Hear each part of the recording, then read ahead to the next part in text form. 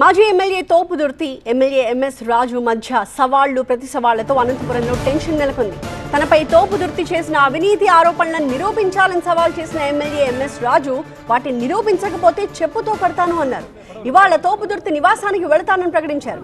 మరోవైపు తోపుదుర్తి ఇంట్లో ఇవాళ సమావేశం ఏర్పాటు చేశారు వైసీపీ కార్యకర్తలు. ఇరువురి పోటాపోటీ కార్యక్రమాలతో పోలీసులు అలర్ట్ అయ్యారు. తోపుదుర్తి ఇంటి దగ్గర భారీగా మోహరించిన పోలీసులు ఇంటి చుట్టూ బ్యారికేడ్లు, కంచె ఏర్పాటు చేశారు.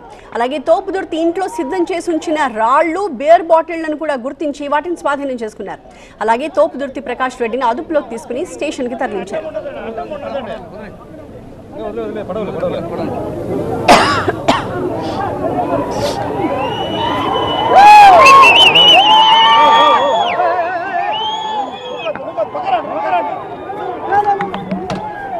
ఇటీవల పరిటాల కుటుంబంతో పాటు టీడీపీ ఎమ్మెల్యేలు అమిలినేని సురేంద్రబాబు, ఎంఎస్ రాజుపై తీవ్ర ఆరోపణలు చేశారు తోపుదుర్తి ప్రకాష్ రెడ్డి.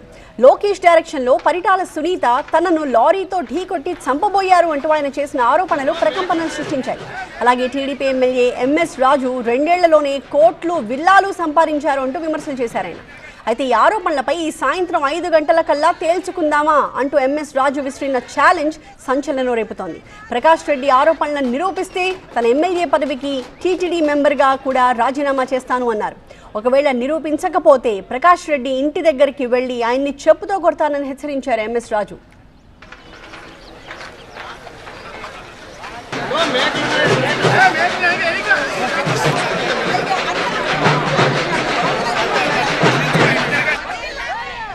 అయితే తమ ఎమ్మెల్యేలపై తప్పుడు ఆరోపణలు చేసిన తోపుదుర్తి వాటిని నిరూపించాలని, లేకపోతే క్షమాపణ చెప్పాలని డిమాండ్ చేశారు టీడీపీ నేత పరిటాల శ్రీరామ్.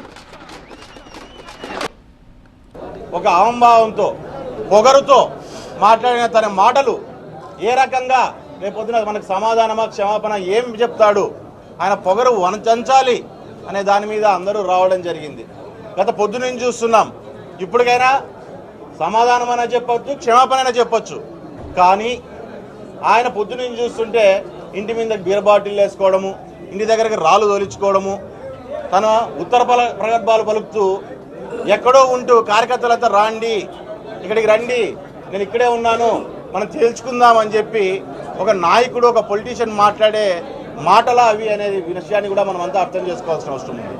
ఈరోజు సమాధానం చెప్పలేని పరిస్థితి ఉంది కాబట్టే ఈరోజు దీన్ని ఏదో రకంగా ఒక గొడవ మూలకంగా మార్చుకొని దీని అడ్వాంటేజ్గా తన పార్టీలో తన నాయకుడికి నచ్చిన రాజకీయం ఏదైతే ఉందో, గొడవలు కావచ్చు, హత్యలు కావచ్చు, ప్రజల్ని ఇబ్బంది పెట్టడం కావచ్చు, ఒక బూర్జువా మనస్తత్వాన్ని కనపడేటట్టుగా ప్రజలందరికీ ఈరోజు తను తీసుకున్న స్టెప్స్ అనేవి కూడా మనకు కనపడుతున్నాయి. ఇంకా ఆలస్యం కాలేదు. ప్రకాష్ రెడ్డిని ఊరికి ఉత్తర భాగాల వాళ్ళకి నీ కార్యకర్తల్ని మధ్యలో బలిపశువులు చేసే బదులు క్షమాపణ చెప్పేస్తే అయిపోతుంది. ఇంకా టైం ఉంది, క్షమాపణ చెప్పాల్సిందిగా ప్రకాష్ రెడ్డిని కూడా కోరుతున్నా. మరోవైపు అనుకోకుండా జరిగిన ప్రమాదాన్ని తన రాజకీయ ప్రయోజనాల కోసం ఉపయోగించుకోవడానికి తోపుదుర్తి ప్రయత్నిస్తున్నాడని ఆరోపించారు టీడీపీ నేతలు. అధినేత జగన్ ఆదేశాల మేరకే తోపుదుర్తి లాంటి నేతలు ఇలా వ్యవహరిస్తున్నారని ఆరోపించారు. మనం చూస్తూ ఉన్నాం, 2 సంవత్సరాలు గడిచింది ప్రభుత్వం వచ్చి. ఈ 2 ఏళ్లలో వైసీపీ నాయకులు ఎక్కడైనా ప్రజా సమస్యల గురించి కానీ, లేదా గ్రామాలకు, ఆయా ప్రాంతాలకు వనగూరాల్సిన సౌకర్యాల గురించి ఏ రోజు ప్రస్తావన చేయరు, పోరాటాలు చేయరు. వ్యక్తిగతంగా దూషించడం, లోకేష్ బాబు గారిని, చంద్రబాబు నాయుడు గారిని, పవన్ కళ్యాణ్ గారిని దూషించడమే పనిగా పెట్టుకొని వైసీపీ నాయకత్వం పనిచేస్తూ ఉంది. పైన నాయకుడు ఎట్లా ఉంటాడో కిందన అనుచరులు కూడా అదే రకంగా పాటిస్తూ ఉన్నారు. ఈరోజు గన్మెన్లు ఇవ్వలేదని, ఆ గన్మెన్ల కోసం ఈరోజు ఏదో కుట్ర చేశారు సురేంద్రబాబు అని, అదే శ్రీరాములని ఆ విధంగా మాట్లాడడం ఇది భావ్యంగా లేదు. ఈరోజు మనం గతంలో కూడా చూసాం, చాలా సంఘటనలు చూసాం. ఈ రాష్ట్రంలో ఆ రోజులో 2004లో మేము తెలుగుదేశం పార్టీ ఓడిపోయినప్పుడు మాకు కూడా గన్మెన్లు కూడా తీసివేయడం జరిగింది. కానీ మేము అక్కడ ఏమీ మాట్లాడలేదు.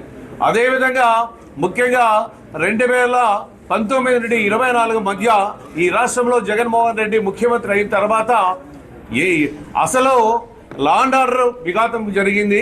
అదేవిధంగా ఇష్టానుసారం మా నాయకుల మీద, మా కార్యకర్తల మీద నోరు జారడం జరిగింది.